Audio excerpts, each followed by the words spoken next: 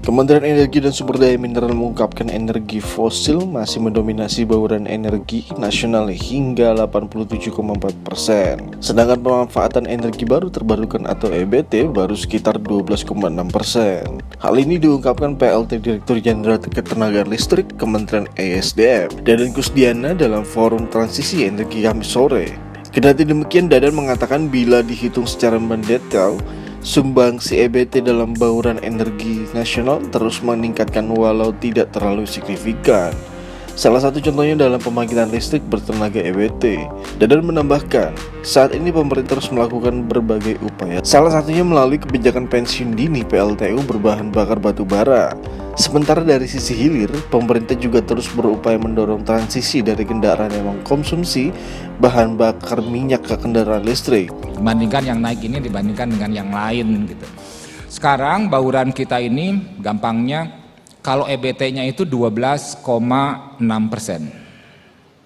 Terus berapa fosilnya? Ya fosilnya sisanya. Jadi memang angkanya tidak terlalu baik ya dari sisi persentase. Karena ini dibagi dengan total. Yang fosilnya ini naiknya cepat. EBT-nya memang naiknya kecil sehingga dari sisi persentase ini tidak sepertinya tidak naik. Padahal kalau kita hitung dari sisi misalkan total pembangkitnya, kita nambah terus. Setiap tahun itu rata-rata 500 megawatt masuk dari pembangkit EBT. Memang ini kecil gitu ya. Tapi dari sisi dari sisi pembangkit, karena pembangkit EBT itu relatif kecil-kecil, ini juga sudah cukup banyak masuk. Kita memang kalau untuk ngejar 23% di 2025, angkanya ini harus 2000. Harus 4 kali lipat dari sekarang. Mungkin menurut saya sih kalau kita sama-sama bersepakat, mungkin ya kan kalau kita bangun PLTS itu setahun kita bisa bangun ya kalau barangnya ada. Ini kembali lagi nanti rantai suplainya juga memang sekarang lagi agak terganggu gitu. Jadi dari sisi bauran memang sekarang dominasi masih berasal dari fosil, dari batu bara, dari gas dan dari minyak bumi. Gas memang kita posisikan sebagai transisi karena dia secara emisi kan jauh lebih rendah daripada kita menggunakan batu bara dan kita punya produksinya bagus ya untuk gas. Tapi apakah dengan kita kan punya rencana umum penyediaan tenaga listrik yang tadi saya sampaikan itu 23% di 2025. Bagaimana caranya?